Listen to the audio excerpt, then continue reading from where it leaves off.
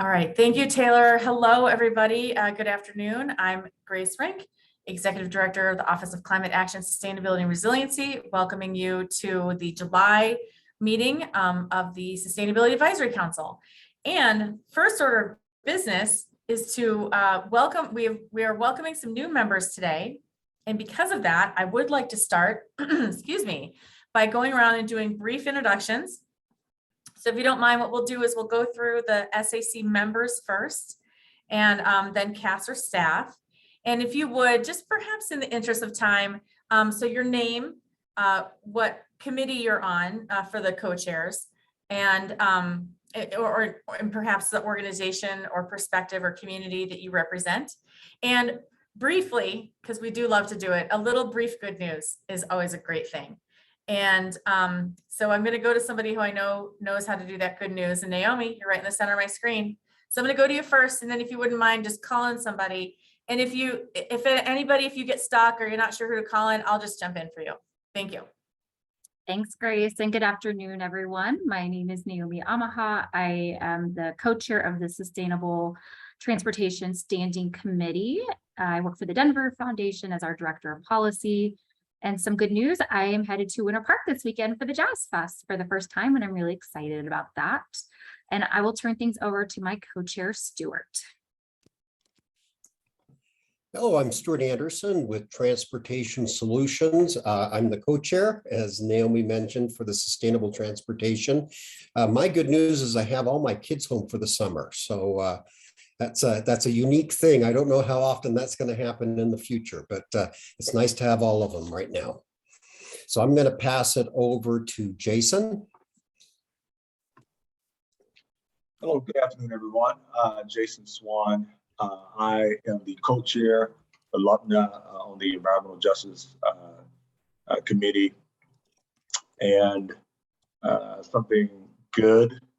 I think it was something good, right? I don't know. I'm going on a cruise in a couple of weeks, so that'll be a nice getaway. And with that, I'll turn it over to my colleague, Jim Peterson. Hey, thanks, Jason. I'm Jim Peterson. I'm a co-chair of the Resource Management Committee. I work for the Trust for Public Land, our Denver office. And a piece of good news, I just saw something come across my email. Governor Paulus just cut the ribbon on a new project that we worked on at Lake San Cristobal outside Lake City, new public access to Colorado's second largest natural lake. So we're celebrating that over here today. I will flip it over to Armando. Thanks, Jim. My name is Armando Lopez. I serve on the Energy Committee, and I work at this company called Iontra. We do energy charging solutions for lithium-ion batteries. And some good news is I'm actually going to be performing at the Winter Park Jazz Fest this weekend. So I'll see you there, Naomi, on Saturday. And I'll pass it off to Anna. Hey y'all, my name's Anna McDevitt. I use she, her pronouns. I'm on the Energy Committee along with Armando. Been to the Winter Jazz Fest and it's awesome. So I'm really jealous of both of y'all who are going. The community I represent is environmental organizations. I am the Southwest Deputy Director for Sierra Club's Beyond Coal campaign, but based here in Denver. And my good news is that my vegetables are popping, y'all, and they survived the 100-degree days. So I'm very excited about that. And I'm going to pass it. Brad, I don't think you've gone yet, right? Brad is staff, so we're going to go through committee first. Course. Okay, Aaron or Lovna, maybe, or Stephen. Yeah, let's go to Aaron. Hi, everybody. I'm Aaron Martinez. I'm the Vice President of Operations and Sustainability for the Urban Land Conservancy. We're a nonprofit real estate organization here in Denver that preserves urban real estate for community benefit. My good news, and I'm the co-chair of the Buildings and Homes Committee. My good news is I do an annual fishing trip to 11 Mile Canyon in central Colorado, and I caught some fish this year. So it doesn't happen every year, but it did this year. So that's my good news. All right, how about we pass it over to Lubna? Sorry. Oh, I was going to go to Stephen. I'm sorry, Stephen, my co-chair. We got to keep There us you go. together. Keep us together. Good afternoon, everyone. Stephen Shepard. I am the CEO of the Building Owners and Managers Association. So my members own and run commercial buildings. And my piece of good news, Aaron, this is funny because I'm going to 11 Mile Canyon camping this weekend for my first camp out of the summer. So I'm very excited to go hang out with a couple friends and do some hiking. And I'm not a fisherman, sorry, but I'll get to have fun otherwise. So I will pass it off to Mike. Oh no, Mike's staff, isn't he? Lubna or Lisa, I think, are the two left to Okay. go of our members. I'll let you go then, Grace. Lubna, go ahead, and you can pass to Lisa. Well, good afternoon, everyone. My name is Lubna Ahmed. I'm the Environmental Justice Boards Manager. I am in CDPHE's Environmental Justice Program. And I live in the West Colfax neighborhood. And my good news, and I'm co-chair of the EJ committee with Jason Swan. And my good news is that after getting married in the height of the pandemic and being married for 2 years, I finally just went on my honeymoon in Tanzania, and it was pretty fabulous. So, and I will pass it to Lisa. Thank you. I'm Lisa Reyes-Mason. I am co-chair of the Science and Research Committee, and I'm an associate dean at the University of Denver's Graduate School of Social Work. And also travel related good news. I had a nice trip to the Midwest this past weekend to see family and was thrilled that my flights happened. No cancellations or delays. So Grace, back to you. Thanks. And Mr. Cashman, Councilman Cashman, why don't you go ahead and introduce yourself? Yeah, good afternoon. I'm Paul Cashman. I represent South Denver District 6 on Denver City Council and the City Council representative to this committee. And I guess my good news is my granddaughter, who's 17, is spending a month in Ireland as part of a student project. My grandson is spending a similar length of time in Australia and is, I think the good news is he's brave enough as part of his adventure. He's going to be jumping out of a perfectly good airplane. So I get to see the pictures of all these adventures coming through. Excellent. Thanks so much. And staff, everybody, if you don't mind, in the interest of time, we're just going to leave it at the members and move on to our agenda, if that's okay. All right. Well, thank you all so much. And again, welcome to the new members.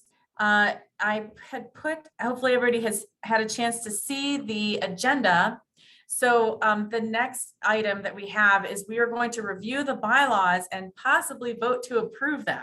And I say that a little tongue-in-cheek a bit because we actually reviewed the bylaws in April or May of last year, but we were so caught up in creating our 5-year plan for the Climate Protection Fund and just getting into the heart of the work of the SAC, we just kind of let the bylaws slide a little bit and we never really got back to them. But over the last year, a number of people have weighed in. We received plenty of comments. I think we learned from our own experience, how to tweak them a little bit.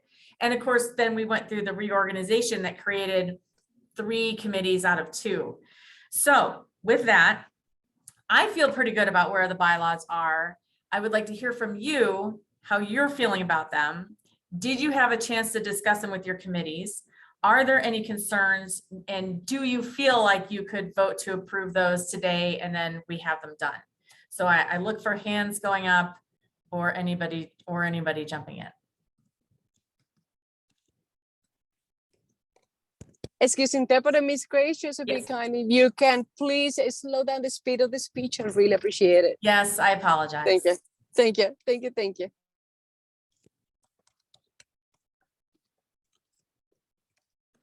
How about this? How about a show of hands? And you could either raise it or actually use the icon to say if you think your committee is okay with the bylaws, and then we'll see how that goes and then maybe take a motion to approve.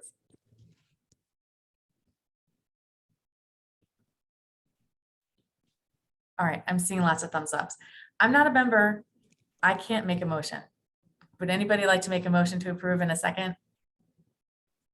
So moved. Thank you. Second.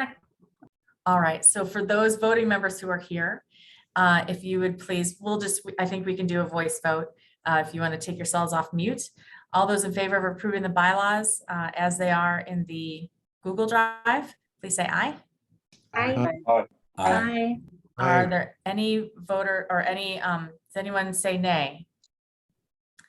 And any abstentions? Wonderful. Thank you so much for that. I think we feel good about the structure of those bylaws, so that's done and we can move that aside. It's the kind of thing that we'll probably revisit. We might revisit them each year just to make sure that they are still applicable, that we don't need to tweak anything. And certainly if we ever need to change the committees again, that's when we would open them back up. So thank you for that. That's one item down. An update, on the recommendations to CASR. Did everybody have a chance to look at that spreadsheet that we put in the Google Drive? Okay, see some nods. Did anybody not have a chance to review that? And you're not in trouble, so it's okay. All right, I only have one screen, but if it's all right, I will pull it up so that you can see it. Grace, I was going to mention that I know on our committee, we met on Monday and there's some of us that were struggling getting into the Google Drive because we would click over, and if it's not there was a certain way that Katrina figured out that we have to sign into the account. I don't know if anybody else here was having problems, but that was part of my struggle is I couldn't get into it. And by the time I got the instructions, I just haven't had time to go back. So all right, I apologize for that. So we'll work internally with our people who are more tech savvy than me. And we'll go through and look at the permissions for all the different folders to make sure that all the different members have complete access. So we'll take care of that. Now, of course, you're seeing my screen and I don't know if that means that you're also seeing yourselves. Are you only seeing the spreadsheet? Stephen, thank you, because you're actually the only person I can see now. So I'm not going to go through the whole sheet for you, but I want you to know that it exists. And what we've done is this is just a very simple spreadsheet. And like the titles of the columns say, we've got a name that we've given to the proposal, the actual text that you voted on, which committee it came from, which date of our meeting it was voted on, what the SAC vote was. And in this case, it's yes on all of them. Yes, meaning that CASR should work on it. And then the real heart of the work, which is what's CASR doing with it now? And so the first few are complete. So for example, the Science and Research Committee's recommendation that we change our emissions reduction goal from 80% by 2050 to 100% by 2040 with an interim goal of a 65% reduction by 2030. So we've adopted that, ergo that is complete.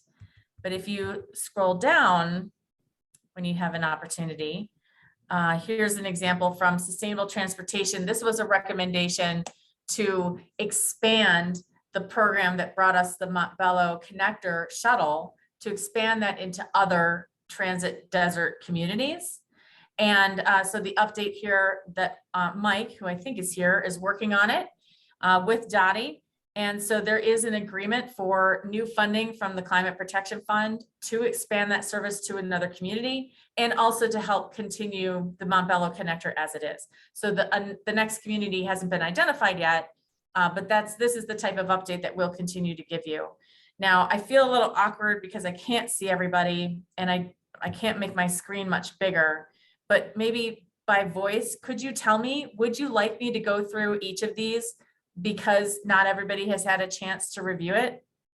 We have time. I could probably get it done in 10 minutes. Yes, please. I think it would be helpful for the new members for sure. Okay, will do. Thank you. And I don't know, I mean, I was trying to see if I could even make it smaller, but that's probably not helpful. So we'll just, so thank you. And you guys really, please interrupt me if I'm droning on too long or if I get anything wrong. So I just described the first one for the new folks. So Science and Research Committee, their recommendation.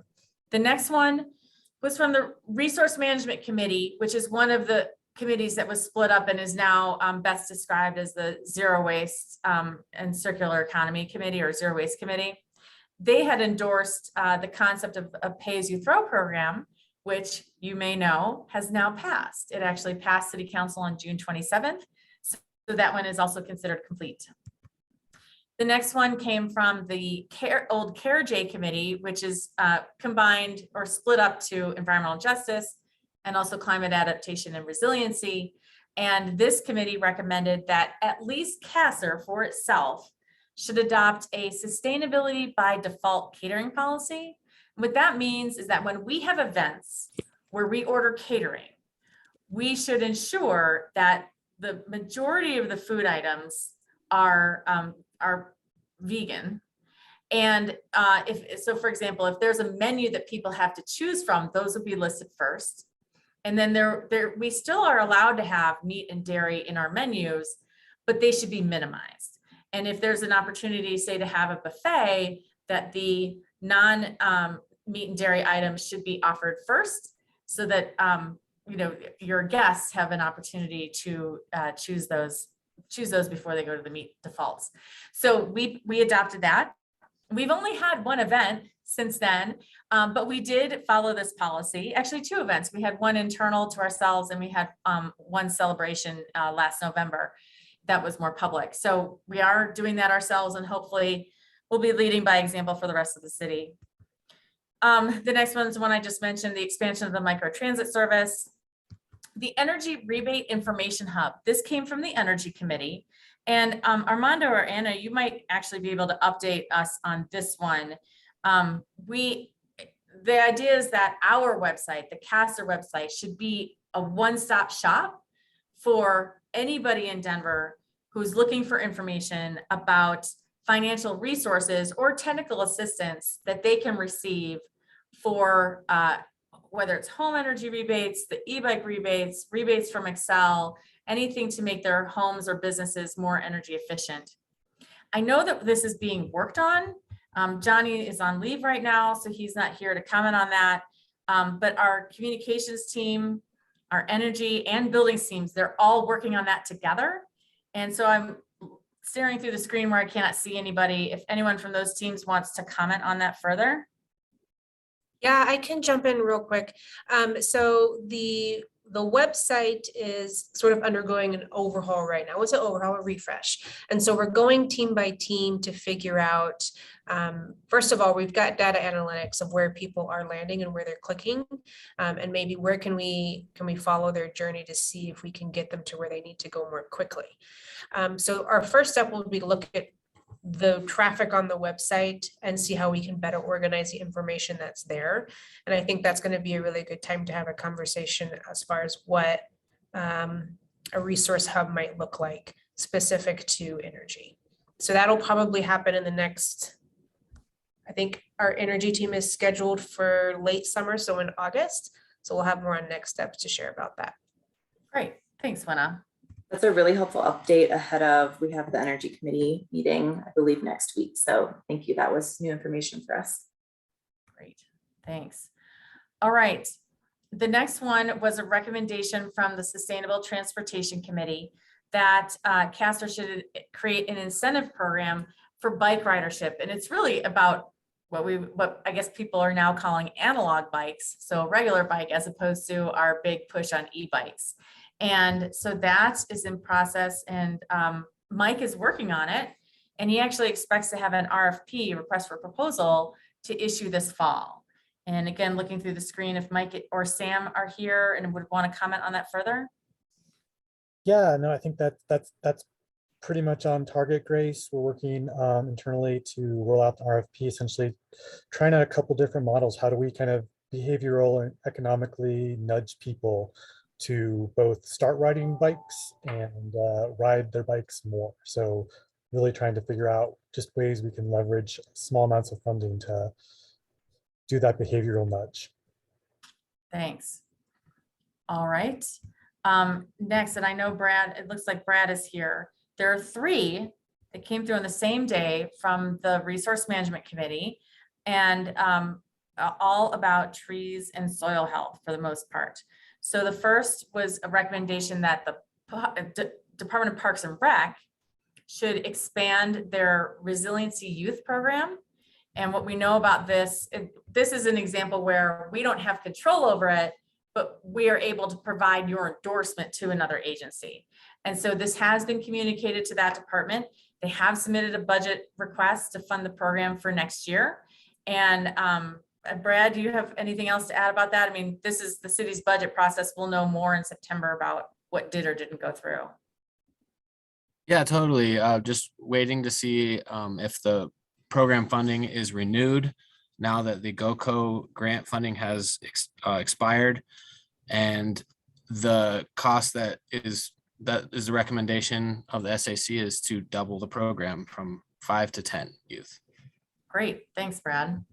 All right, the next one is this one's for us to do. So it would be to fund a consultant to create a best practice toolkit to improve the soil volume outcomes for residential, small business, and large developments. This is really all about the health of our trees. So when we plant new trees, if we plant them in crummy soil, it's going to be very difficult for them to survive. And that's a bad investment. And obviously, a poor use of our resources. And so Brad is taking this on. And so we've approved the funding. And Brad, so you must have a small RFP in process for this. Yes, actually, we have consultants ready to go, and should be starting work here soon. And hopefully they'll be able to wrap it up in a few months. And it'll be a one-stop shop for residents, businesses, and the city to get the best soil for trees. I think that's really smart, Brad. I mean, and not to wax on too much, but I have an example myself that we planted a tree in our backyard, and the soil I wouldn't describe it as having been planted in soil. It's planted in junk, whatever was below the ground. And so we're having to do a lot of augmentation, to what it's in order to help it survive. Now I see Stephen has a hand up. Yeah, Grace. Brad, I don't know if you are familiar with it or not, but Downtown Denver Partnership has an incredible program, an arborist, and I just wanted to mention that because they might have things already, some parts together that you could just take and use and not have to spend a lot of time paying consultants to recreate. So I just thought I'd mention that because I don't know kind of what success so far has happened. I've seen Republic Plaza redid their big plaza, and there's some new big trees that they put. You can tell the planters are much bigger and all of that. So I just wanted to put that out there. Yeah, thanks. I'm working closely with the Office of the Forester on this, and they are working closely with the Downtown Denver Partnership too, and kind of cross collaboration. Great, thanks. Brad, you're still up on this next one. So this one is actually an application of this soil volume issue with a project that's actually happening right now on Welton Street. And it was, you recommended that we recommend or suggest strongly to Dottie that they really look at the soil volume for the trees they're putting in there and make sure that they have appropriate establishment care. Brad, you want to give us an update on that? Yeah, it's basically making sure that there's at least 600 cubic feet of soil per tree going along the Welton corridor for the 5 points action plan. So all the new trees that go along that Welton corridor should have adequate soil volumes and structural cells to help the roots grow and have space. But what you're saying though, what we're seeing here is that forestry has agreed to that recommendation on this project. Yes. So as the trees go in, they have agreed to do that for soil volume. Okay, thank you for that. And I think, yep, this is the last one. So again, the former CARE-J committee, and this one really falls into the subject area or the scope of our Environmental Justice Committee, recommended that we should use our funding to fund community organizations to establish environmental justice committees of their own. And I'm sorry, I didn't see whether or not Jorge's in the room, but maybe Lubna or Jason, maybe you know as well, has this been discussed yet in your committee to provide more guidance or more specifics? Yeah, so it has, this was a topic of conversation at the last subcommittee meeting that took place in June. Unfortunately, both Jason and I were not in attendance, but we did meet with Jorge yesterday, and he kind of gave us a debrief. And I think the idea is that these would be neighborhood-based environmental justice projects that would be funded. And so, just making sure that funds get back to the communities. So many times the reason that environmental justice projects don't progress in the way that they should is due to capacity, and a lot of time capacity comes down to having enough funding. And so this would be a really great way to channel that and actually move forward in advancing environmental justice in Denver.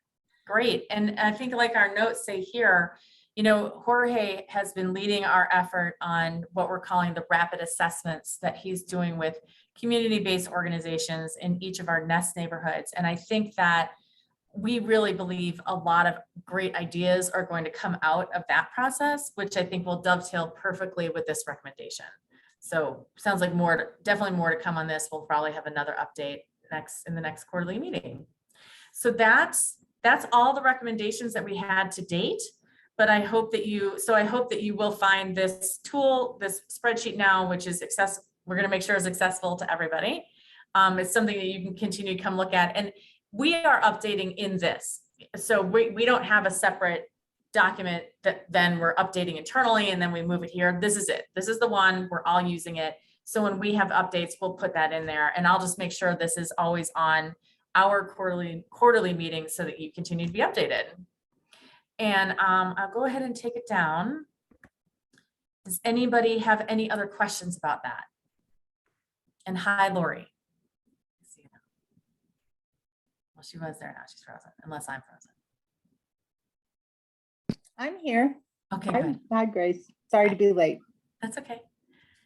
And like I said, I mean, you all look frozen to me, so I can't tell if that's me or if you're not moving.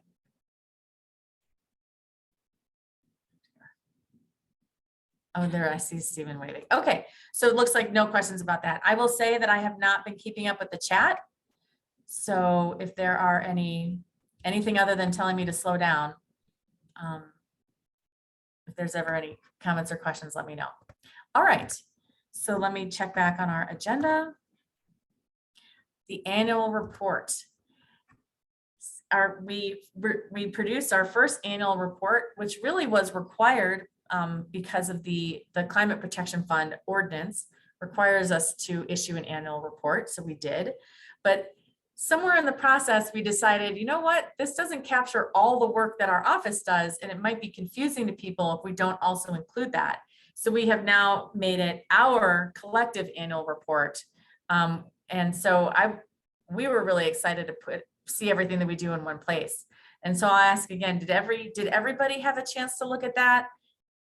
Yes, a couple people did. And if you don't mind my talking at you again, I did make a presentation where I could run through that with you. Would you like me to do that? I think that's a good idea, because also, not unlike, I'm looking at Lori right now, I think it was a number of meetings ago where I gave an update on the Climate Protection Fund in general, and then each of the committees ended up using that themselves. So I'll go ahead and do this, and then I'll be able to put this presentation into your Google Drive. Then all of you can access it if you would like to give the presentation to your committees. So again, with my single screen, let's see if I can find it. Great. Oh, here we go. Let's see. All right, great. So our annual report. I'm going to breeze through the first couple slides for the most part because you guys know who we are. But what I like about these presentations like this, I make them relatively generic so we can cut and paste and use them with different audiences. So even for those of you who know us really well, this agency overview and our GHG inventory will be helpful for newer audiences. So just to give you a sense of who we are, we are a true agency. We now have 40 staff people, which is really hard to believe. When we first formed as an agency, it's now just been over 2 years. We were 10 people. So we have grown 4 times. that amount in just 2 years, which is pretty tremendous. And so what you see here on the pie chart, it just gives you a sense of the staff distribution that's consistently changing. So for example, you see that zero waste and circular economy has a small pie. Well, we just lost a couple of staff people to new opportunities. And so that one will grow again as we get those folks replaced. So you see a lot of our staff are in the climate action and zero waste and circular economy, but then really just about the same amount in communications and engagement, and also our finance team that helps keep the machine moving. So this just gives you an overview of who we are and how we're organized. So our key strategic metrics, of course, is Denver's greenhouse gas emissions inventory. The pie chart shows you a snapshot in time. So that shows you, what percent or what share each of the emission sources has within our inventory. So the majority of our emissions come from energy use in buildings and homes, followed very closely by transportation. And then other emissions like wastewater and solid waste are another small share. The bar chart on the other side shows you our progress since our baseline in 2005. And what it shows you is that in 2020, now that's an anomaly year, right? We'll see this year. I think this year will be more of a back to normal type year, but we had achieved well over a 20% reduction in emissions as of last year. And our goal was to hit that. And so that's a good thing that we've hit it. We'll have this updated with 2021 data in September. So I'll have that for your next meeting. The Climate Protection Fund is our primary source of funding. It is a 0.25% sales tax that was approved by voters in November of 2020. And it provides around $40 million to our office to conduct projects. There are 6 allowable uses. And that term is important because when a tax goes to the voters and it passes, we are then only allowed to spend the money in the uses that were approved by the voters. And so what I'll do now is I'm going to walk you through each of these 6 allowable uses and what our commitments were in 2021. And so when I show you the figures, just know that for the reporting purposes, we cut ourselves off as of December 31st of 2021. And when I say the amount committed, it means that we either had a contract signed and done, or we had issued an RFP, which then commits money to a project. So anything that was created from scratch this year would not be included in that. That'll be in next year's report. So workforce development is the first category, and our 2021 commitment was just under $9 million. We're focused on funding clean energy job training programs. You see the 6 organizations that received the largest amount of funding this year. We also have workforce requirements in all of our contracts that are doing construction work. So for example, our community solar projects that are going to start, they're actually going to break ground this year, which we're excited about. There are workforce development requirements in those so that we are actually putting people who need jobs into that work. So we're doing that in all of our contracts, and that contributes to this commitment as well. And I'm sorry, I also explain the icon that you see on the side and then the text underneath it, that text in italics on all these slides, that's the actual language from the ballot that tells us what we're allowed to spend the money on. So renewables, our commitment in 2021 was $17 million, and we had a lot of different types of projects. So I mentioned the community solar arrays. We also started funding for solar outdoor classrooms. So these are outdoor classroom spaces that Denver Public Schools is creating. They wanted to put shade structures over them anyway. And so we said, well, why wouldn't you just put a solar panel on it too? So it's another good opportunity to combine worthy projects and certainly get young people exposed to solar power. On-site solar and battery storage for human service providers. Human service providers is sort of our broad name for nonprofit organizations, but that specialize in actually providing services to people. Because as I always like to point out, the National Football League is also a nonprofit. So we don't mean them. We do mean, childcare providers, shelters, and so on. We are also funding some solar on city facilities. And of course, subsidizing rooftop solar for low-income homeowners, and also helping to support our solar co-op as well. Adaptation and resiliency. Now, this is one where I mentioned the rapid assessments earlier. For this category and environmental justice, we expect to see a lot more work happening this year and next year, but we did at least get started in 2021. Brad is running our community tree initiative, which I know the folks on the former resource management committee really helped promote that. That's in this category, as well as our residential electrification programs, and then again, the resilience and renewables for human service providers. So again, very similar with climate and environmental justice. And again, I think just as I mentioned with the recommendation that you made to us, we are really looking to co-create these programs with communities. We don't want to be the people coming in and saying, here's an environmental justice program as we see it. We need the community to tell us what they see. So that's happening next. Let me get some water.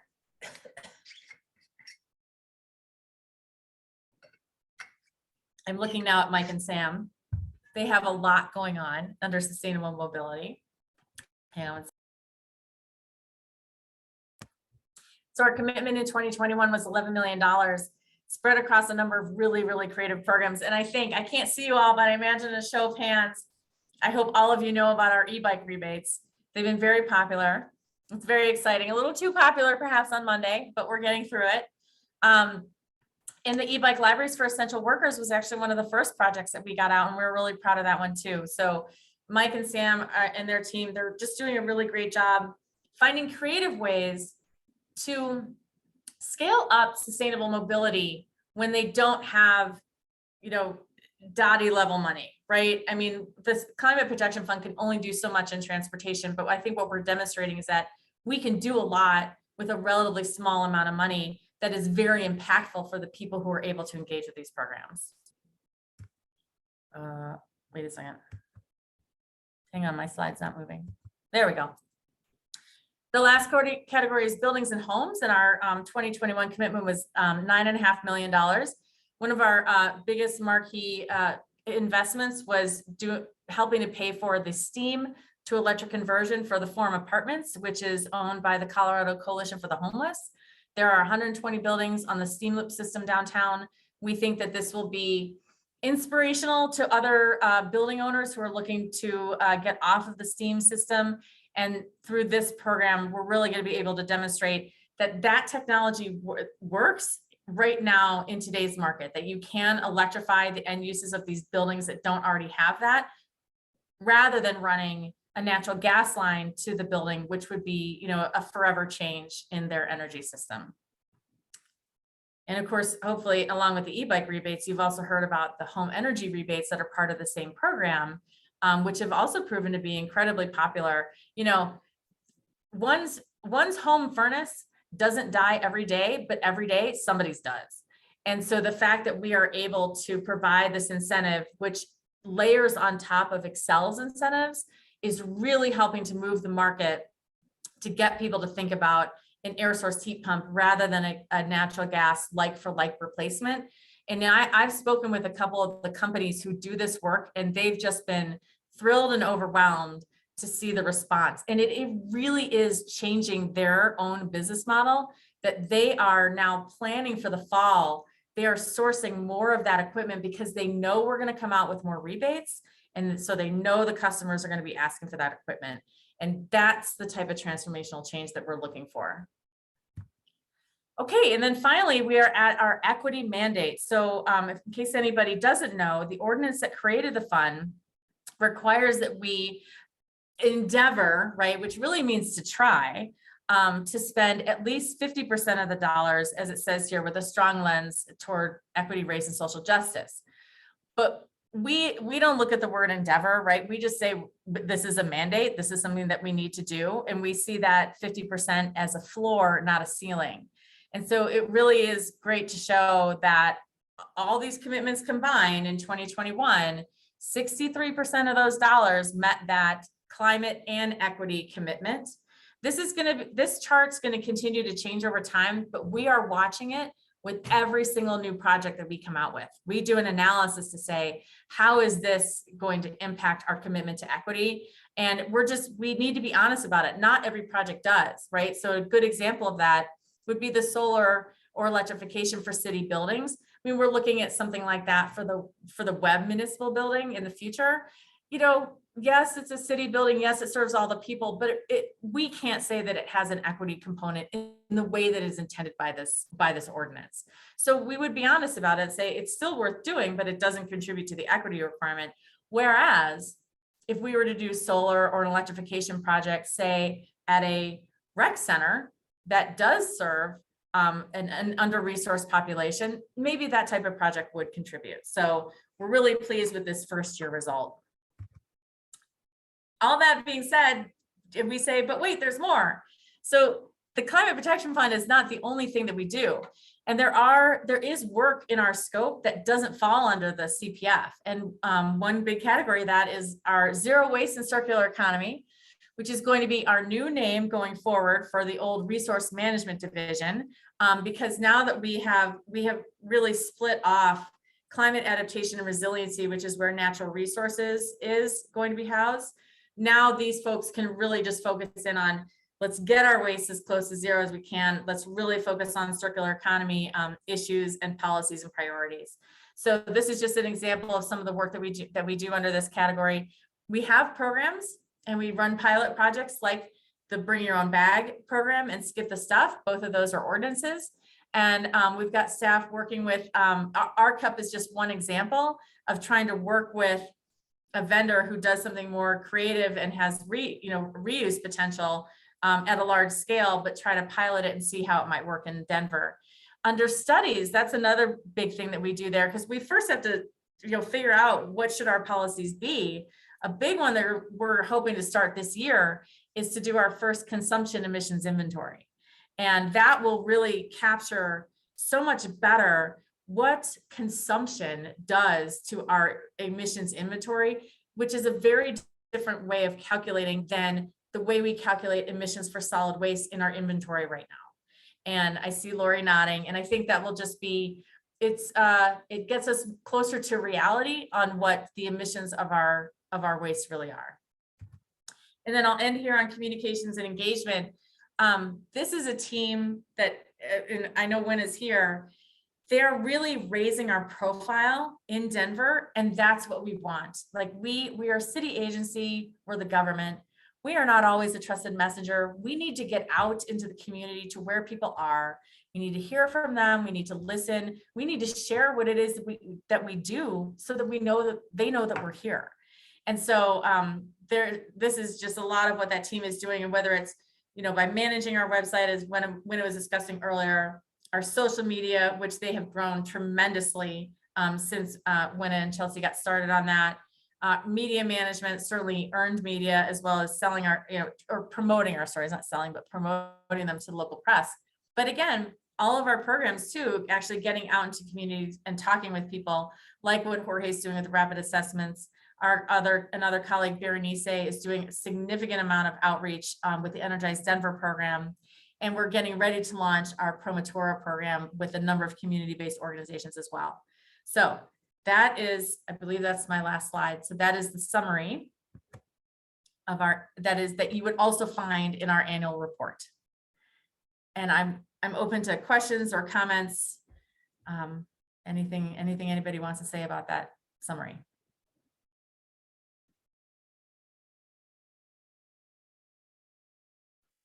It's a heck of a first year, Grace. Thanks. It is. Yeah, well done. A lot of good information transmitted quite easily to consume.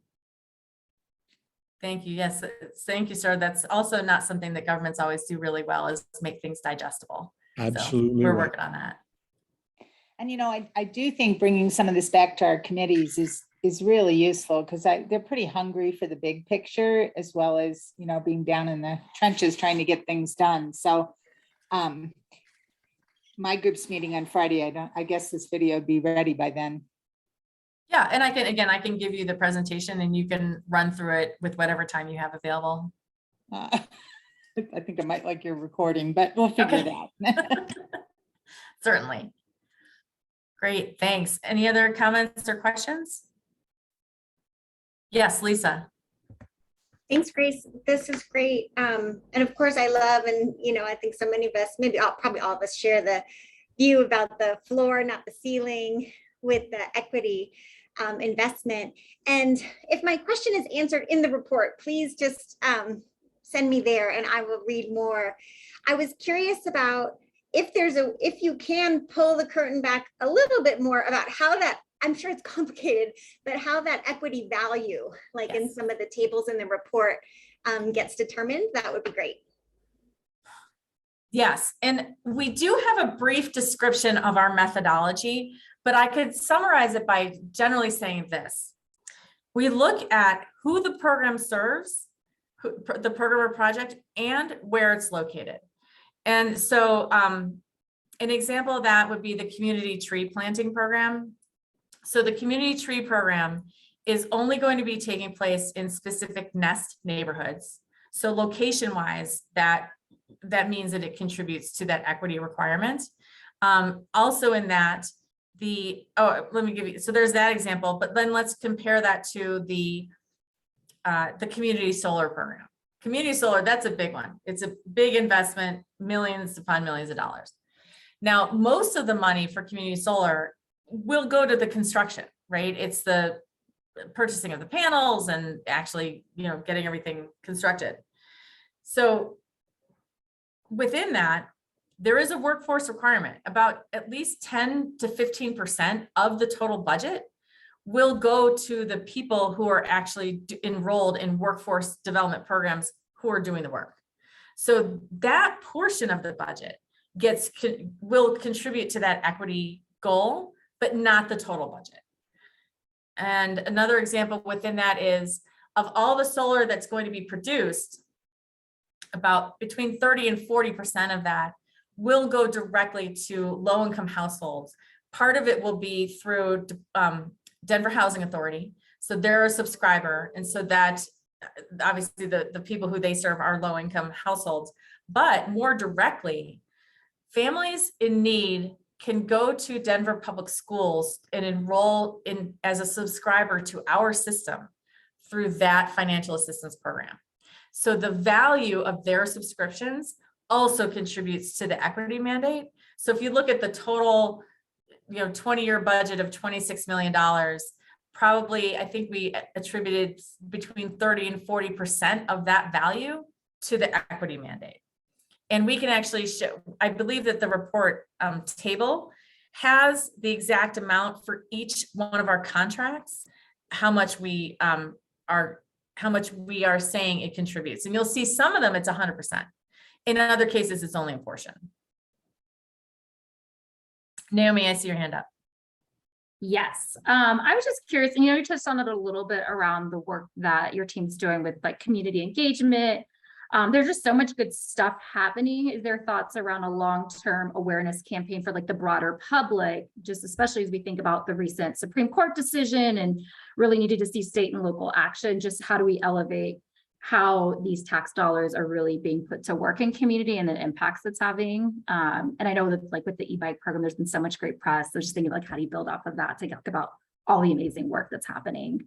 I agree. And I don't know why every reporter in town doesn't want to report on us every single day, because it's all good news. Now, Winna, do you think I could put you on the spot for that? Yeah, sure. So Climate Protection Fund is really what we're trying to promote, but people don't really relate to that. So we are coming at it at individual programs to promote what those tax dollars are doing on the ground and for people in Denver. So that's kind of our first, I would say, awareness is just here's what's available through your Climate Protection Fund investments, and here's how you can access programs and services. Through that awareness, we'll be able to build a little bit more understanding of, oh, like this is something I voted on back in 2020, I think it was, and this is actually making an impact in my life. So we are looking at different communication strategies, whether that's earned media, social media, or full-blown campaigns, and we do want greater awareness, education, or for people to do something. So that will over time build more awareness of Climate Protection Fund, but in and of itself, it's a hard story to tell to the average person in Denver. I would add too that as we start to build things like the community solar arrays, we will be putting plaques and signs on as many things as possible, and stickers. Stickers. We do have a plan that everybody who got an e-bike with our voucher is going to receive a sticker that they can slap on their bike that has some sort of branding that connects it to our agency. So we're looking for those opportunities to make sure, because people need to see it. People need to see their tax dollars at work. And I also I want to underscore too, on the engagement side, you know, messaging coming from the government, as Grace had alluded to, isn't always well received. So we are working very diligently to build those strong community partnerships, those local beacons in the community that can share that information in the way that makes sense for the people that they work with every day. Oops. All right, great. Thank you for those comments. I'm not seeing any other hands, but certainly we have time for questions if you have any. All right, well then the next thing on our agenda is actually our usual committee report outs. And what I'd like to do is I'd like to go in alphabetical order, except I'd like transportation to go last because you guys actually have a new recommendation to make. Is that okay? All right, then I'm going to start with buildings. Buildings. We had our meeting this past Monday, and we had a new members, so we did spend a lot of time on introductions, but the majority of our time was actually getting to listen to Miss Sharon J on what is being proposed for the performance requirements, alternative compliance processes and procedures, the penalties and solar compliance options for the Energized Denver. And so there was a lot of conversation and discussion. I do know that there's going to be some more stakeholder meetings that are going to be happening around that, but Aaron, I don't know if you remember any great things that you want to mention about that. Yeah, well, I guess for the benefit of some newer members, the Energized Denver Task Force, which was the second of a similar task force, really put together these recommendations for the city to adopt as ordinance around benchmarking, around building performance, and around electrification. So now the Buildings and Homes Committee has really been involved in conversations with buildings and the buildings team around the implementation of the ordinance. We talk about what the ordinance says. The last meeting we talked about really was, that alternate compliance, and then starting to talk about what the penalties are for non-compliance. So this is really where the rubber meets the road of how this ordinance is actually going to work and how it's going to get us to the climate goals that were established. And part of that Energized Denver ordinance that made it attainable, I think, and I think Sharon would agree, is that they're looking at the typology, as we get through this Energized Denver and we look at the EUI targets, and the buildings are starting to do that. Well, electrification obviously is a way to help achieve those. And so as we start talking about that, we're looking at typology of equipment. And the reason I'm bringing that up is because, Grace, you brought up the steam loop. Well, the steam loop, all of the buildings on the steam loop don't have the same typology of equipment necessarily, to where some of them are going to be simpler to switch over and others are going to be a lot harder dependent upon, the amount of space and or et cetera, et cetera. So I think, as we continue to have these conversations, and I don't know, Sharon, if you want to jump in, we keep finding that, again, all these buildings are so unique that that's part of the reason why we needed to have this process of kind of looking at how do they, have alternative compliance options, because just because we say that even with the 4 typologies of equipment, there's still going to be within each of those typologies challenges that these buildings are going to face, just based on the structure of the property, how old the property is, or some other things. And so if you haven't seen where there's going to be those dates, Sharon, I don't know if you have access to put that in the chat really easily, the dates for, don't we have some upcoming times? No, we actually just finished them. We had 4 public feedback sessions, and then we did a feedback session with the Buildings and Homes Committee on Monday. And then I thought there was one next week. I'm sorry. yeah, no, we're taking that feedback and doing some internal work on our guidance manual and possibly an updated rulemaking. And then that goes to our attorney. So he can review it at the end of July, beginning of August. And then we're planning on putting both the technical guidance manual and the updated rulemaking language out for public comment before the formal process. We just want to get some more written comments. That's going to be mid-August, as long as everything works well in the next 4 weeks. So we'll make sure I'll share links and all of that kind of stuff with Grace, so she can share it with the whole entire committee, not just the Buildings and Homes Committee, so that if anybody wants to do written public comment, they can do that. But look for something probably mid-August. And I have ready to fire into the chat the link to the Energized Denver hub. I just, again, for newer members, lots of great resource information available there. And we know that there's going to be a lot of education needed around this, right? I mean, every time, you know, and Grace, I want to brag on Sharon. She's like an incredible addition, because she understands, like Katrina does, right? That we have to kind of figure out these alternative things and how do we work with the building owners. And we had at the meeting that she had with a bunch of our members, the steam loop folks are the ones that are having the most consternation around all this, because they don't see how they can do it, right? They don't, there's so many variables.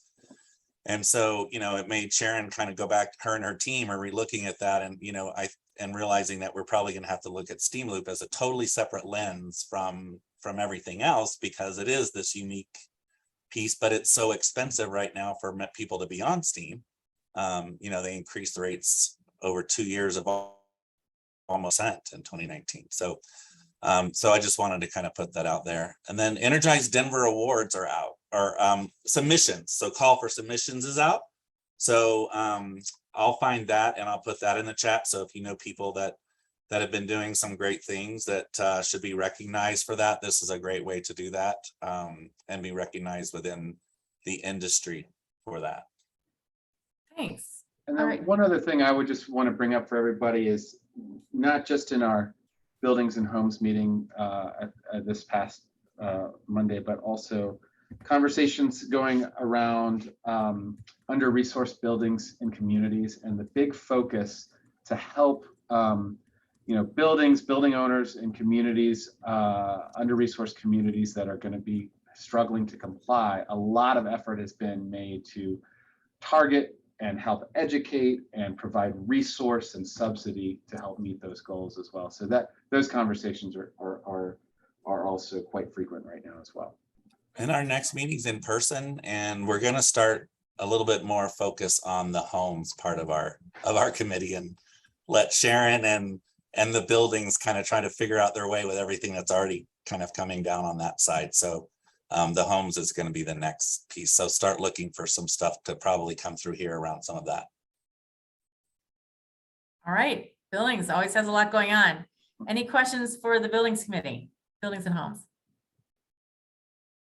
All right, and Jason, so both Jason and Lubna have to leave at 4, so they're gonna send us an email update, right? Is that it, Jason? Yes, I will. Sorry about that. Thanks everybody. All right, so let me see if I, you know what, it's funny, I do the same thing even with people's names, like what's my alphabet? So Climate Adaptation and Resiliency, which is one of our newer committees. So putting you guys on the spot, are you ready? Yes, hey, it's Jim. Not sure if Lorena, co-chair, is on. We, as you just said, we're a relatively new committee, so we're Resource Management Committee was reconstituted. When I did the introduction, I think I still called it Resource Management Committee, but it is the Climate Resiliency and Adaptation Committee.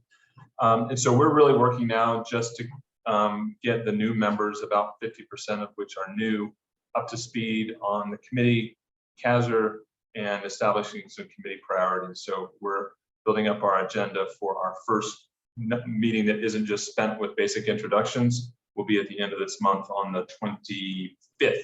So should have more to talk about next meeting of this committee. Thanks. And believe me, everyone here who's a returning member remembers the beginning. So that's what you're supposed to do. All right. Everybody Good. get to know each other, figure out what your priorities are. And I'm sure everyone here would be happy to serve as a resource to you. I'm sorry, everybody, I'm volunteering you. But I'm sure that those who've gone through this for a full year, they'd be happy to assist if you are looking for guidance from other co-chairs. That's great. And Grace, thank you for agreeing to join the next committee meeting to provide some of those overviews as we get everybody indoctrinated. You bet. All right. So next would have been EJ, but they're gone. So we'll go over to energy. All right, Armando, do you want to just jump in if I miss anything? But I think we are on the same page here. So I think we've got 4 relevant energy team updates. And Jim, I think our team still feels like sometimes we're in the beginning. So it takes a while. We're getting organized. And Miss Lucy, I talk kind of fast. So I'm going to try to remember to talk at a slower pace. So the first of the 4 is the hub, which is the update that Grace shared earlier.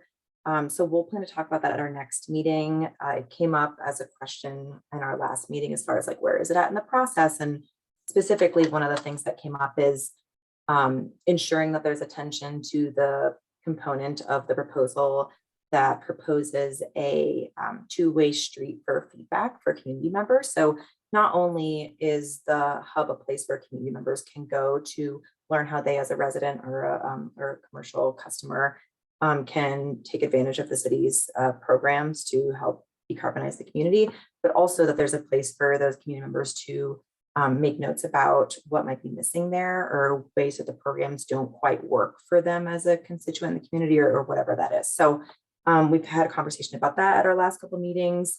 The second theme that's kind of coming up lately is regulatory advocacy. So CASR does take on some of the city's climate regulatory related advocacy or engagement rather. And so there's 2 things kind of under that regulatory advocacy umbrella that we've been discussing. One is the upcoming DSM and strategic issues docket that Excel will have at the Public Utilities Commission. And actually, I'm just realizing it's mid-July, so it's already been filed. So we've been anticipating that filing, big opportunity to look at demand side management, energy efficiency, that Excel as a utility here in Denver can be taking advantage of it to both save customers money and reduce load in times like the summer so that we're using less fossil fuels and helping to reduce our climate emissions as a community. So that's something that will be on our agenda for our next week meeting. And then the other one has kind of been an ongoing regulatory advocacy piece. So Excel, again, city's utility, is going through its resource planning process right now. And so we have continued to have updates from CASR staff. Thank you about the city's engagement there. And actually the city just recently signed on to a very broad and diverse settlement that would retire the state's largest coal plant by January 1st, 2031. So that's really exciting. But there's still a second phase of that process that the committee is interested in figuring out what makes sense for the Energy Committee and SAC to play a role within, whether that's just receiving updates or in any way providing input on how the city is approaching engagement in that venue. And so next up will be Excel trying to figure out what they're going to replace coal plants with or what new resources need to come online in order to support our growing communities here in the Denver metro area. And so we certainly have some thoughts on what we'd like to see our communities powered with, and that's kind of where that conversation will take place. So then the third thing, and this came up probably about 2 meetings ago, and kind of falls under the umbrella again of regulatory advocacy, but is a little bit separate and came up separately. So I wanted to honor that. But we've had a couple of folks come forward with an idea called STOP, and I might mess up the acronym here.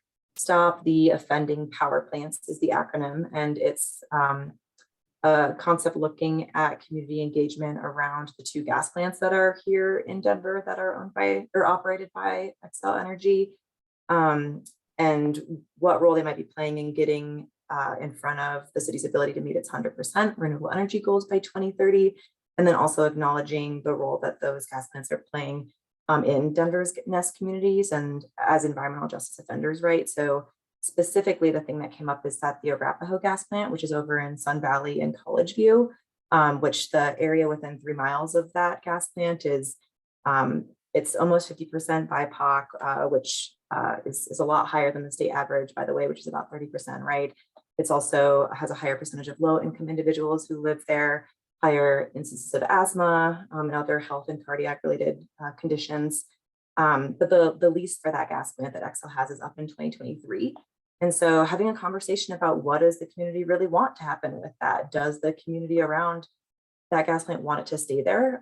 So we'll see where that conversation goes next time, but that will be an issue that will come up again in that Xcel resource planning process that will be happening later this year and into next year. So it's not a near-term thing. I think we'll be talking about it for a while, but it's definitely an emerging topic, both in the community as well as on our committee. And then the fourth thing that I don't have a ton of updates on, but continues to be a conversation topic, rooftop solar penetration is something that continues to come up in each meeting. And if it makes sense for this to have any kind of goals around rooftop solar penetration that are a little bit more on the ambition side, similar to LA and other cities that are leading on that front, though we don't have any specific recommendations that have come forward about what that could look like. So continues to be a conversation topic. If anyone has any ideas or experience to offer on that front, we'd love to hear from it. And I think that's probably it. Anything I'm missing, Armando? No, I think you tackled that really well. I think if we could just put out an open call for part of the stop question with peaker plants was kind of a technical question regarding what it would actually require to replace that with carbon-free storage solutions or low carbon storage solutions like batteries. I think in the Energy Committee, we talk a lot about possibilities for renewable production and storage, but trying to dive into some of these questions from a more technical perspective, like what's actually on the market, what's available today for a municipality to purchase and deploy. So we're kind of diving into some of that. I have some consults here at Iontra that have done grid power before, but if there's anyone specifically on science and research or buildings and homes that have experience with those types of products and deployed, or even examples from other municipalities, we would welcome that in the Energy Committee. Thank you. All right, that was a lot. Anybody have any questions or thoughts for the Energy Committee? All right, thank you for that thorough review. All right, and next we have science and research. Do we have? Yes, Lisa's here. Hi, Lisa. I'm here. Yeah, hi. So we've also been welcoming our new members, slowing myself down, welcoming our new members in May at an in-person gathering and then online a few weeks ago. As we did our round of introductions online a few weeks ago, it really just, I don't know if the composition changed, I wasn't tracking it, but it really just struck me even more this time how we really have a great group of folks with such diverse, such different science backgrounds, from the physical and climate and energy sciences to medicine and health to, I think, an expanded array of social scientists on the committee as well. And then with Liz's help, we got on the Jamboard breakout bandwagon at this last meeting to generate priority areas for our committee, and we'll be following up on those in the weeks ahead. And I'm just looking at my notes from those, the Jamboard breakouts. Just a couple of the things of the interesting conversations were around behavioral change, what role painting a hopeful vision plays, based on what we know from climate communication as opposed to doomsday communication, trying to develop some priority areas around physical and mental health impacts. And we had a really interesting discussion about humane education and how we view nature and people's relationship with nature and the anthropocentric tendency of so many, and kind of went down an interesting line of discussion there. So we will work on where we started to head as a committee and come back.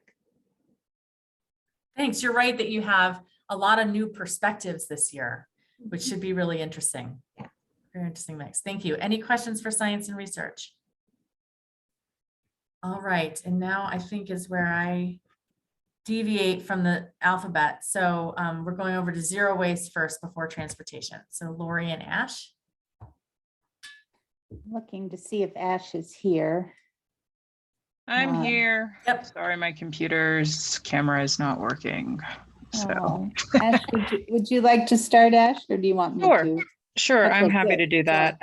So we are one of the newer committees as resource management split into two. So we had our first meeting, well, we've had two meetings now, actually. One was online and one was in person. It was great to get some of the new folks to join us. It's lots of energy. We're excited to see where this is going to go.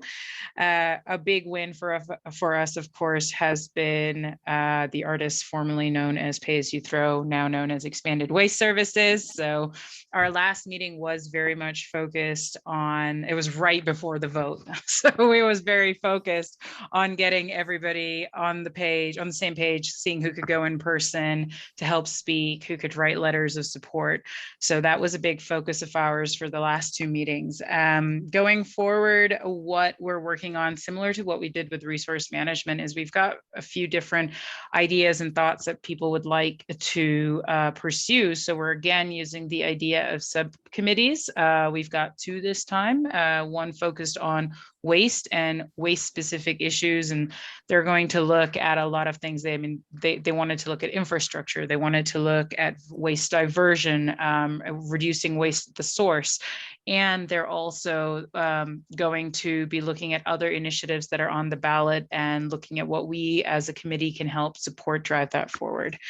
The other committee is going to focus on food waste. That was a theme that came up quite a lot as we were talking, to see how we as a committee can help, expand the conversation and initiatives around reducing food waste within the city of Denver. So that's really been our big focus. Our next meeting is coming up here at the end of the week. Our team has had a chance to look at the two choices, come back to us with what they'd like to, which subcommittee they'd like to be a part of. And yeah, we're hoping to have every other meeting in person. We are keeping them outdoors as much as we can, given that COVID is still a problem. But it's been great. And I think, Lori, if there's anything else you'd like to add, I'll turn it over to you.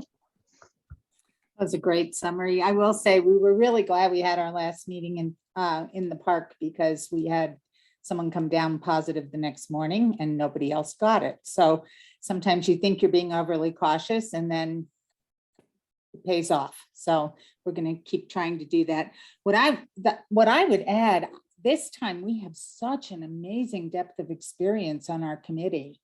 I just feel like I'm talking to experts in all these areas. And I just think once we get in these subgroups, we're just gonna hit the ground running.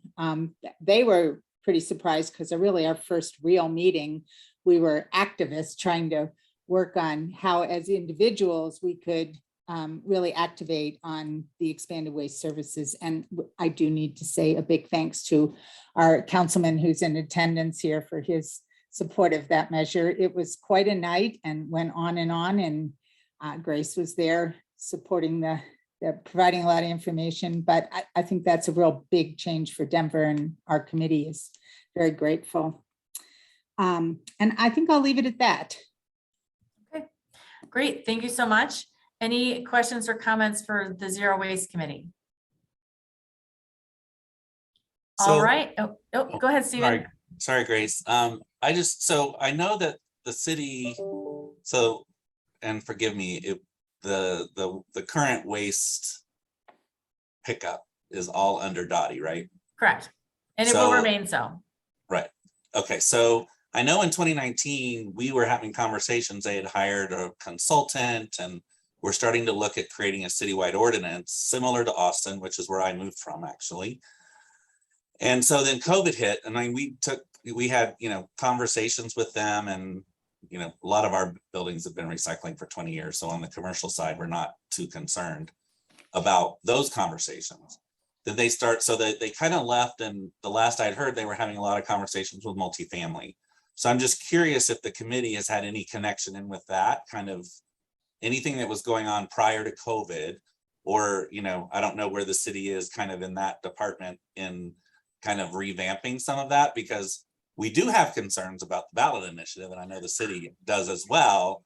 And so, I just wanted to kind of wonder where that might be, because I feel like, Lori, that and Ash, that this is an area where the buildings committee and homes committee might want to engage with you two, because I have a feeling that if the ballot initiative pass, it's going to be like the green roofs, where we're going to have to go back and try to how we work with the city to figure out what is actually attainable out of that plan. And so anyway, I'd just be curious as to see, if the city still has any of those consultants on, or if they've been doing any work around that while this is all that's been. It sounds like there's two levels of questions, so I'll at least take the city one. So no, those consultants are not working on that anymore, and nobody in the city is working on a parallel policy process that is parallel to the ballot initiative you mentioned. And in the committee, I'll say that multi-residential is a high priority, but we don't really know what to do with it, since there's this ballot initiative coming along quite soon that is going to decide a lot of the future for us. So that's one of our challenges. And yeah, we'd be glad to work with you all either before or after. I know I'm individually talking to a lot of the members, and I'm hearing about that over and over and over. Well, I think we can get the audience, the apartment association, CAI, who deals with homeowners associations, BOMA obviously has the commercial buildings. So we can probably get a lot of stakeholders around that. But and Grace, you answered my question, which is really what I wanted, is that right now we have to wait and see what happens in November. And once we see what happens in November, then we will have to kind of come together and figure out what, reality can happen, right? That is true. Yes. Thanks. So more to come on that one. That was a good question, Stephen. Any other questions or thoughts for zero waste? All right. Well, then we'll hand it over to transportation. They can report out and present their recommendation. Great. Thanks, Grace. Oh, go ahead, Stuart. Do you want to take it? No, go ahead, Naomi. I was going to say you have the slides. Yeah, I guess in terms of our standing committee update, I can't remember if we've shared with you all in the past. We did some brainstorming earlier in the year to really identify what we call themes. So what are the areas in which we want to guide our recommendations to the full SAC and then ultimately to the climate office as we think about funding opportunities, policies, ideas to explore and further research to see if they make sense. So we've come up with the following themes and have built some smaller work groups that are going to meet over the next few months, either outside of our larger committee meeting or within those meetings that we have on a monthly basis to really flesh out what recommendations could look like for future consideration. So those include supports to increase transit ridership, supports to increase access to last mile connections specific to the light rail, as an example, supports for low-income workers to use alternative transportation options, supports to further electric vehicle charging stations in Denver, and supports for pedestrian dignity and furthering complete streets efforts. And then the last one that was a newer one that was discussed at our last meeting was around how supports to drive behavior change to change individuals from solely relying on single occupancy vehicles or changing the ways that they get around town. So through that too, we've been trying to think about, okay, who are individuals we want to bring in as speakers? What research do we need to do? Where can we go back to the Climate Action Task Force's recommendation? So at the last meeting, we had a representative from the Mayor's Pedestrian Advisory Committee speak to the group. We're looking at also having someone from the Mayor's Bicycle Advisory Committee as well, and maybe a staff member from our Department of Transportation and Infrastructure to talk about efforts around bus rapid transit as an example. Those aren't the only speakers that we'll bring in, but those are just some we've discussed. Stuart, do you have anything to add? No, I think we have some really creative ideas. So it'll be interesting to see how they get fleshed out by our committee members. Yeah. Great. Any questions? All right, well, we'll keep rolling. I'm going to share some slides. So Stuart, if you want to kind of set the stage while I'm doing that. Yes, what one of our subgroups looked at was parking policy and how we address policy within the city and county of Denver. There's a current trend in many cities around the country in creating what's called parking benefit districts. We only have one in the Denver region that operates currently, and it is very successful, and it's because of the policies they created. I'll give you the example and then we'll talk about what it is. The parking plan for downtown Boulder was shaped around the idea that if you increase parking charges, you need to increase options for others to get there. So the parking charge in Boulder pays for eco passes for everybody who works there. And it can also be used to subsidize carpool parking spaces for people who want to carpool. It creates more options. If Denver were running downtown Boulder, we would look at it as a revenue source and think about how much money can we get from that parking space and then funnel it into some aspect of the community. The challenge we have in sustainable transportation is so much of what we do daily has been detached from the market system. And you look at things like we call freeways, but they've never been free. They have a cost. And parking, we've kind of detached it from the mobility issue. And what a parking benefit district would do would be taking the parking charges and reinvesting it into that area and making sure that if there is a charge for parking, that it can be used to help people get there, much like the Boulder example that we have. Right now, it requires market forces to support the parking fees for a change. There's only one area in our city currently that could benefit from a parking benefit district, and that's Cherry Creek. It's the only place where you could probably charge another $1 for a parking space and then use that to help people get there. And so it's part of a free market idea. I'm going to turn it over to Naomi to continue with what we looked at in this proposal. Thanks, Stuart. So as you mentioned, what we're putting forward is this idea. Should this move forward from this committee to the climate office, is really just exploring what a parking benefits district pilot program could look like in Denver. Before you two, we have some examples of where those could potentially take place, minus what Stuart just mentioned with Cherry Creek.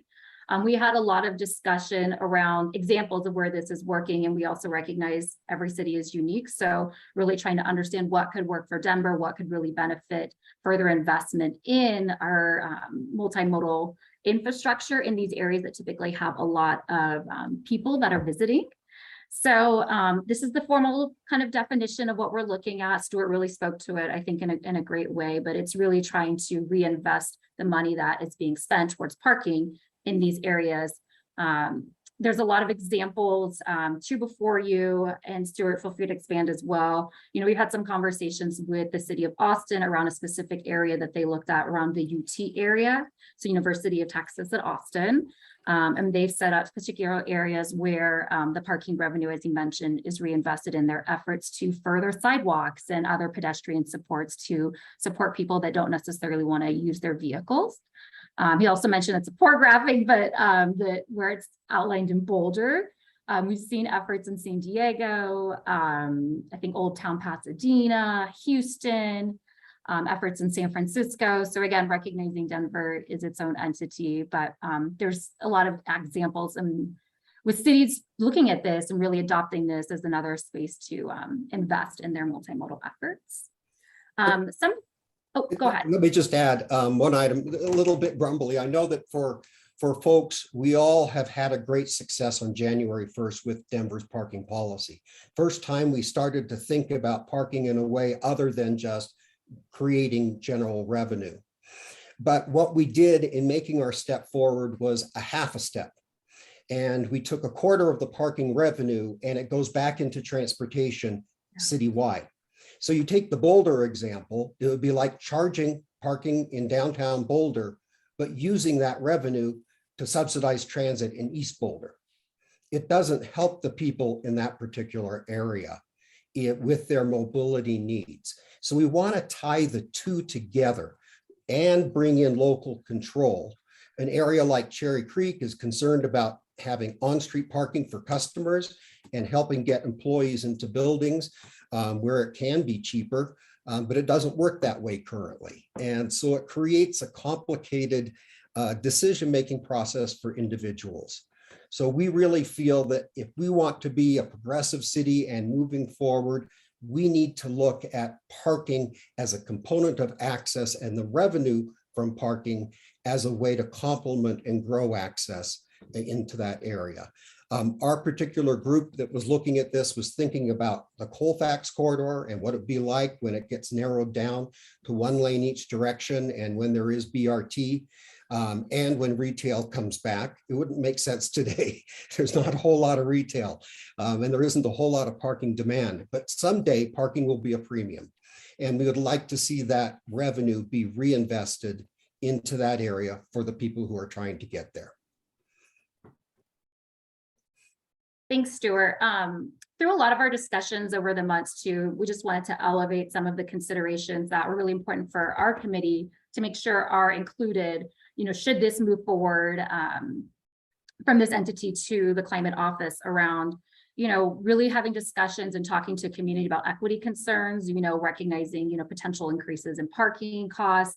Those will, impact certain individuals more, having conversations with small business owners that may have concerns around what this might mean for the traffic coming into their businesses. So one of the key things we want to elevate is just having really directive conversations and assessment around how do we make sure this policy isn't creating more burden for individuals and small businesses, but hoping to address the larger goal of how we can really invest in multimodal options in the areas that this might be considered as a pilot. So conversely as well, we've talked again around like assessment of where could this make the most sense in Denver and really taking some time to assess what are potential neighborhoods where this makes sense. What are the costs to essentially move this forward as we think about changes to new meter technology, pricing of actual parking, what could be allowable uses that really make the most sense based off of where this pilot could exist, whether it be eco passes, whether it be bus shelters, anything that could really help in meeting those end goals. And then how to measure impact in terms of reducing vehicle miles traveled and people using their vehicles to get to some of these areas too. So some of that was in the recommendation we shared with you all, but we really, as a part of bringing this concept forward, wanted to highlight those considerations for discussions, especially knowing too, there would need to be a lot of conversations with our Department of Transportation and Infrastructure, but wanted to highlight those as well. So that's all we have in terms of slides. I will stop sharing and see what questions you all have. And I'm not sure if we have quorum to vote.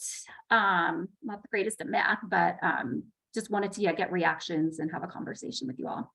Yeah, you have the conversation and I'll do the count again. See who's still here.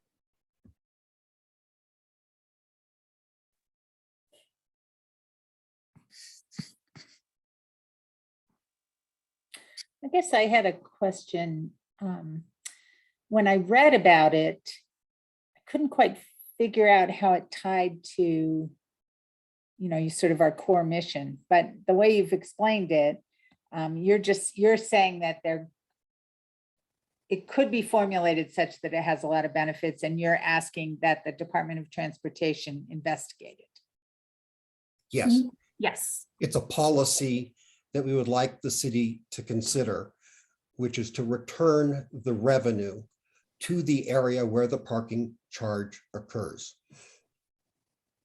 It makes a lot more sense because, of course, all of us want to support the other committee's initiatives, but, and I was going to, but now I understand it. So thank you. And I didn't mention this too. This was a part of the Climate Action Task Force's recommendations, really looking at parking and how to reinvest that towards multimodal efforts or just infrastructure or just things that are needed to support multimodal options. So if that's helpful. Yes, yes.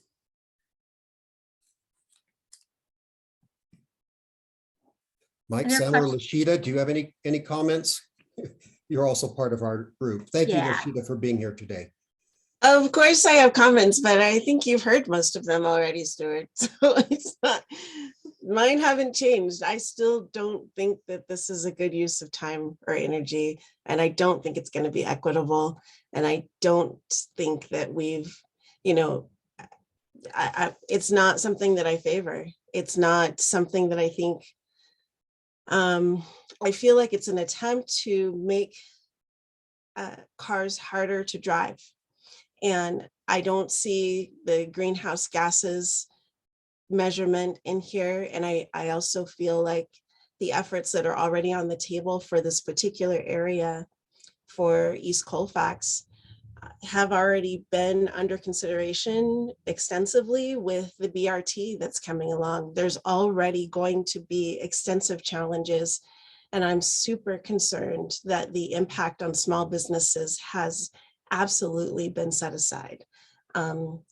I know that the mission that we are shooting for is a grand one, and I know that there will be sacrifices and changes of lifestyle and changes of businesses, but I just have a really hard time getting past anything that we know from the get-go is going to impact small businesses the way that something like this might.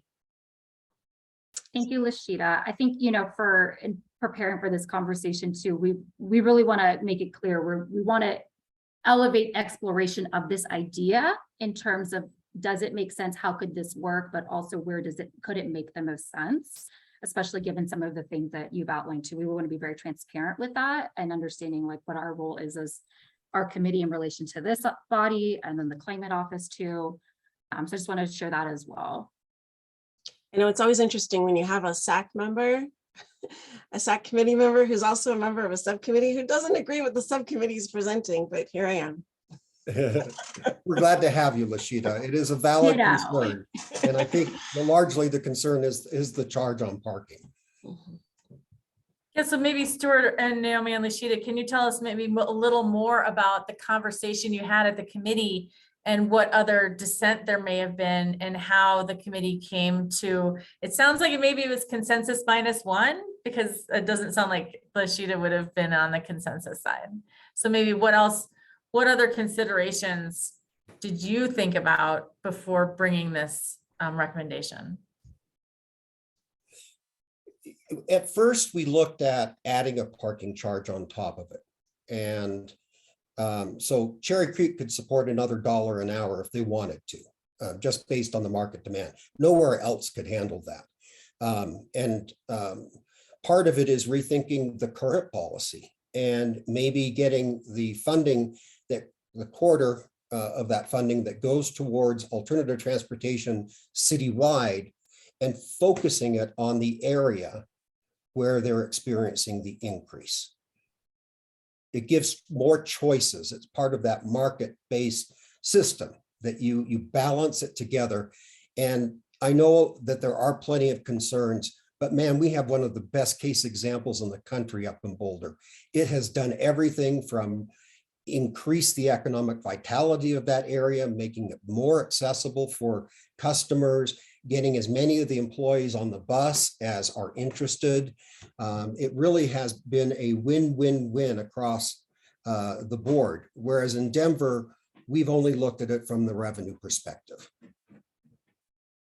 I guess the only other thing too is when we initially started talking about this idea, was very, I won't say prescriptive, but it was like, here's how this could look for like a very particular neighborhood, which was the one example we mentioned with the facts. And I think we decided to take a step back. Again, it's not our job to really we can provide the information, but we want to bring this concept forward. So I think through ongoing discussions, again, recognizing there's concerns, but we'd like to see further exploration of this concept, especially recognizing we have one great funding source, but we need other funding sources as well to support our work to really build out the transportation system. We need to be inclusive of all of the different options. So that I think too is just trying to take a step back and bring forward this idea as a concept, and where could a pilot make the most sense, and what are the things we'd need to figure out to have that be successful, but also address concerns that have been brought up. And maybe for the benefit of our new folks, I'll just take a moment to remind us of how this recommendation process works. So what we have here is we have the Sustainable Transportation Committee has developed this recommendation. They bring it to you. Obviously, if you were to vote no, it goes back to the committee. But if you vote yes, what it means is you're saying, yes, Casser, this is an idea that we want you to explore. And then our obligation is to do that and then come back to you with an update, just like we did earlier today. Now, in this case, we are not the controlling agency, right? This is primarily a DOTI decision. And so we would be taking this recommendation to our colleagues in that agency and say, hey, tell us what you think about this. And I understand that there were some DOTI folks involved in at least some level of the discussion, whether it was at your committee, right? Or Mike and Sam talking to them offline. So we would, but instead of informal conversations, it would be more of a formal conversation. We would then come back to you and say, here's what we've learned. I can't predict yet whether they would say yes or no, or yes and, or maybe this, but that's generally how this process works. You make the recommendation, we go do something with it, we come back and tell you what can or can't be done. Thanks, Grace. And yeah, this is like a nuance with our committee, given that. Yeah. A lot of your recommendations are outside of our control, except for the bike one, right? The bike program, that is something that we can do, and we're working on it. Forgive me if you said this in your presentation. Did you have an estimate of what sort of revenue the parking district in this area would generate annually? We didn't pick any area and go that far, largely because market forces are not what they used to be. Right now, the parking demand in downtown is not at all what it used to be. It would have made sense prior to COVID. I don't know if it will ever return. But right now, Cherry Creek is the only area where the market can support an increased charge over the increase that happened on January 1st.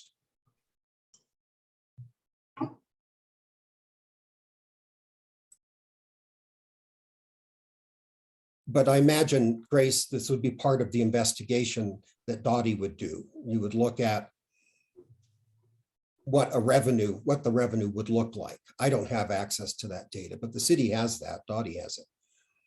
Yeah, I think I can't promise that they would go to that depth, but I would think that they would do so if they think this is a good idea.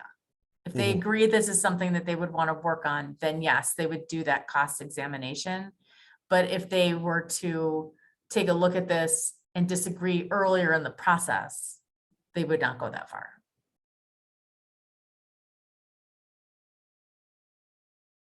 Naomi, it looked like you were talking, but then you were on mute. Yeah, I was just exhaling. Okay. Well, if there aren't any other questions or not too much discussion, someone could entertain a motion to approve and a second, and then you could vote. Yeah, well, just one clarification on the estimated project cost. It does say TBD, and we just recently discussed how this would be a recommendation for Casser to speak to DOTI to potentially have them explore it, or is Casser exploring it with CPS funds? I'm just curious. Oh, yeah, I think we're not at the funding question yet. I think so. Okay. Here's how I would interpret it, or here's what I would do next. So if you vote yes on this, we will have I'm looking at Mike and Sam, they'll have a formal conversation with DOTI to say, this is a recommendation that the SAC has made. What are your thoughts? So there wouldn't be any cost implications yet. And I see Anna and Aaron, I see your hands up.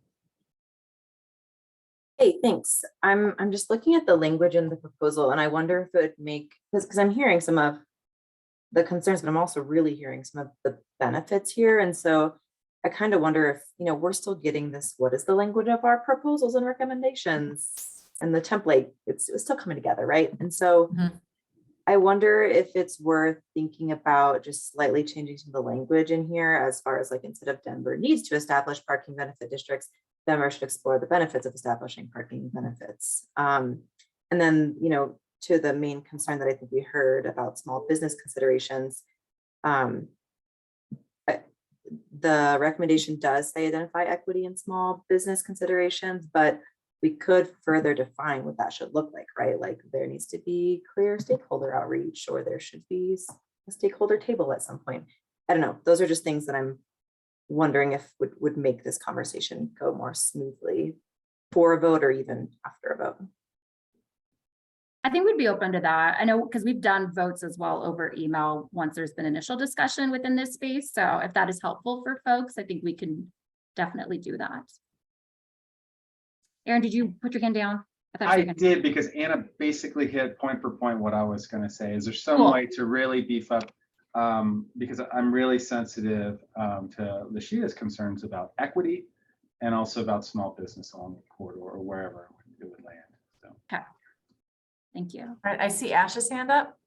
And just to echo what Anna said, those are a lot of the thoughts I was having.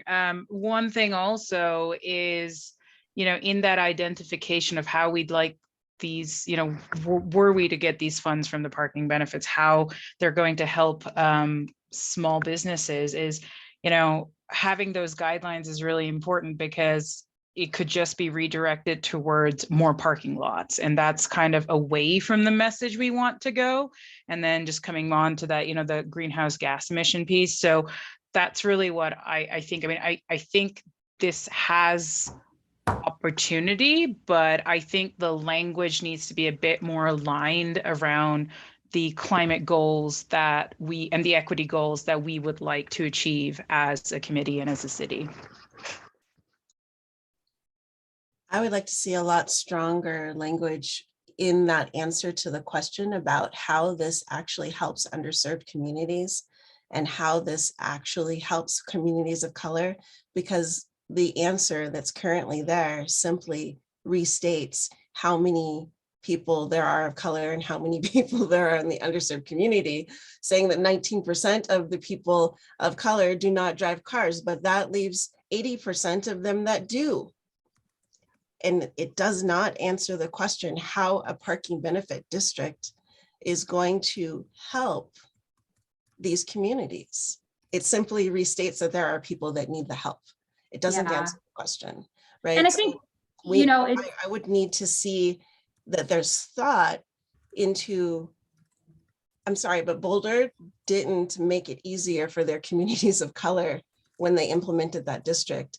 And Boulder also already had a business district that could handle the administration of that. And so with this, we would also need a partnership with an existing business improvement district. He cites, Cherry Creek and all these things, but the question, we need to make sure that these ideas, when it comes to transportation, you're going to hear from me. This isn't about equality, about applying something so that everybody's paying $1 more and that makes it better. Equity means that we're giving a leg up to the people that can't already do well with the existing situation.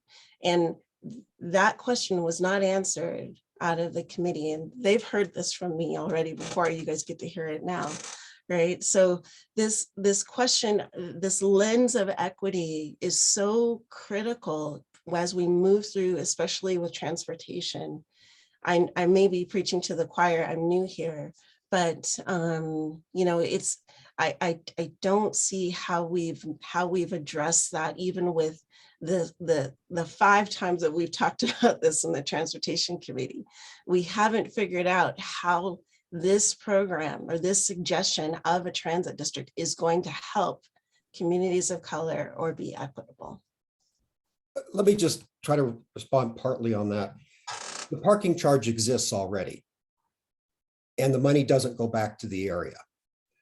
So I refer to Cherry Creek because that's the area I serve. 3 out of 4 employees in Cherry Creek are lower income, and they can't pay for any of the parking. And if we can use that resource to help those people get there or to subsidize carpool parking spaces, it helps. But yes, there is also that potential of adding to the cost and pushing it higher. I see Stephen's hand, and I thought I saw Aaron's hand, but I see Stephen's. So I'm going to put mine in the chat. So I guess the question for me is back, Stuart, I was going to say the same thing, is like, if the fees are already there, would those be helpful to offset other things within that area? But I guess the point I had for Grace is that, you know, if the question is to look into this for Dottie, right? Nobody's going to act on it, would they, unless it kind of came through, but we would get an update about what was going on and about whether or not there was a feasibility study done, and hopefully answering all of Ms. Sayer's questions before something was done, so that there would be that equity conversation would have to be part of what Dottie was doing, correct? If the city of Denver is equity now is throughout, right? So yeah, although I can virtually guarantee that Dottie's definitely not going to pay for an actual study, just based on our based on our request to ask them to explore it. It's going to be the first thing that'll happen will be much more informal. It'll be a conversation where we find out like what are their initial thoughts, and then we come back with that, and we'll have to take it from there. Yeah, so Aaron, when referring recommendations to other departments, how do we ensure racial equity lens that we've been committed to goes along with the recommendation?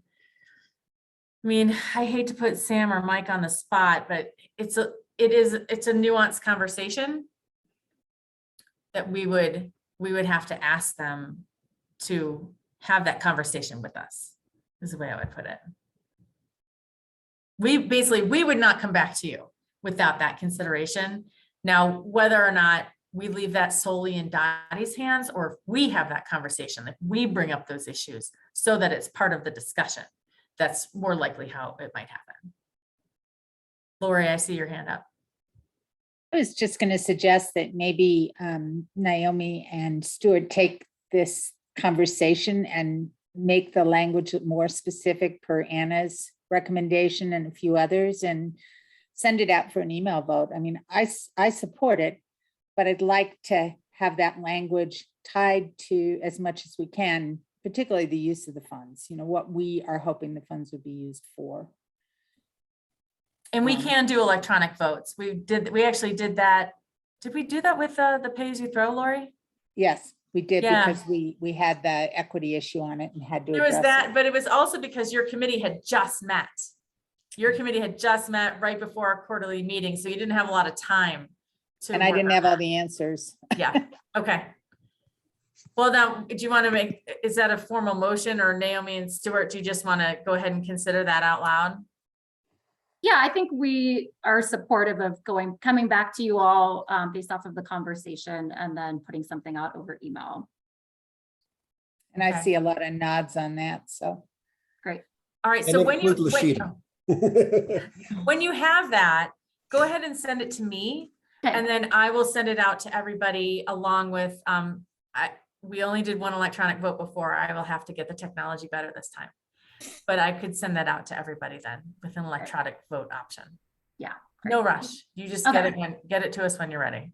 Cool. And the only plea I'd make is that we didn't get a lot of votes back. So I was sitting. Oh, no, you had 8. I think we I know, had but 8 it took a out of while. So everybody vote and vote soon. And the only thing I'll say though, too, is again, when you're looking at your timeline, the only reason we're suggesting an electronic vote is because we only meet quarterly, right? So if you needed more time, you just bring it to the next meeting. But if you're ready to go between now and then, go ahead and send it, and we'll do it electronic. Great. And thank you all for the discussion. I mean, we know these issues are nuanced, and we just are trying to be mindful of like, what can we bring forward, knowing we can't have it all figured out, but we want to pose the questions as a part of the conversation with these recommendations. So appreciate you all and your thoughtfulness in this discussion. Stuart, do you have anything else? No, I really enjoyed the discussion and the input, and I think we can provide a superior recommendation. And my my hope is that I can work with Lashida. We can get it to something that we can both agree on, all 3 of us. All right, great. Well, thank you for that. So that concludes the report out section of the agenda. And now we're just left with any announcements or any other business or other issues or interesting things that you all would like to discuss.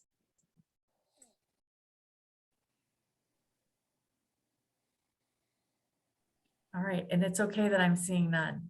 I'm going to put in the chat an event that Colorado Health Institute is putting on. We have the Denver Foundation, who I work for, has a partnership with them, and they've created a climate and health index to help communities understand the risks related to exposure to climate hazards in relation to health.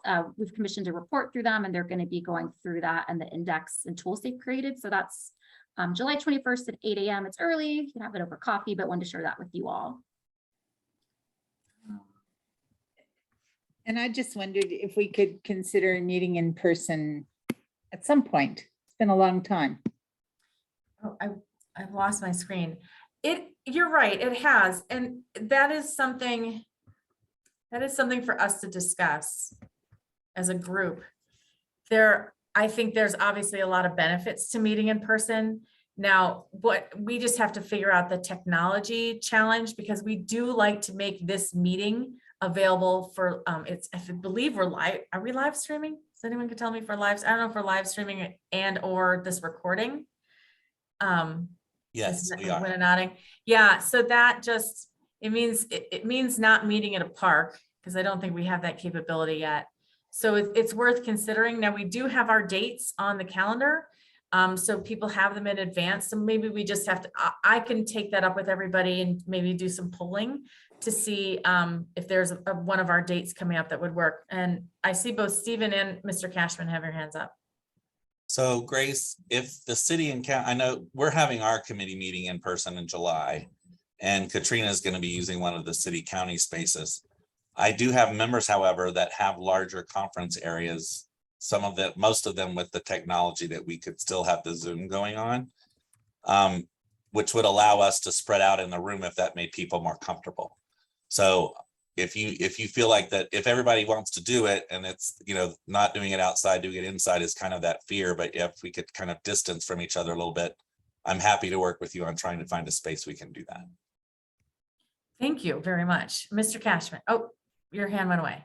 No, all I wanted to say, Grace, if we continue meeting virtually or hybrid, I'm seeing a nonstop stream of messages in the chat from our translators that I would say are pleas that we speak one at a time and speak more slowly. And since this conversation has taken such a strong bent towards equity, I think that's part of the discussion, and we are in a world where we need to be more attentive. So just wanted to throw that out. No, you're right. That's one of the considerations too, is how do we facilitate that when we're live and in person. I think I have become less of an interrupter on screen, because if you remember back at the beginning, it was always so awkward. I think we've all learned to do that. But when we're in person, we get really excited and everybody's talking. And it would be interesting. Maybe we'll have to consult with our interpreters really to ask them, what has their experience been with hybrid meetings. So all worth considering. Naomi. I would actually like someone to speak so we could see what a good example of speed is, because sometimes I feel like I'm talking slow, but it doesn't seem like that's the case. So I don't know how to do that, but I don't know, maybe we need a 101. Okay, some training. Good, thanks everybody, all great ideas. Any other thoughts or comments? And I see people Anna, thank you for putting the actual link in there. You can still throw a few things in the chat before it goes away. Any other thoughts, comments, announcements anybody wants to make? All right, well, thank you once again for a wonderful meeting. Thank you to our interpreters for bearing with us, and wonderful to see all of you. Welcome again to our new members. Everybody enjoy the rest of your summer, and we'll see you in the fall. Thanks, everybody. Good night.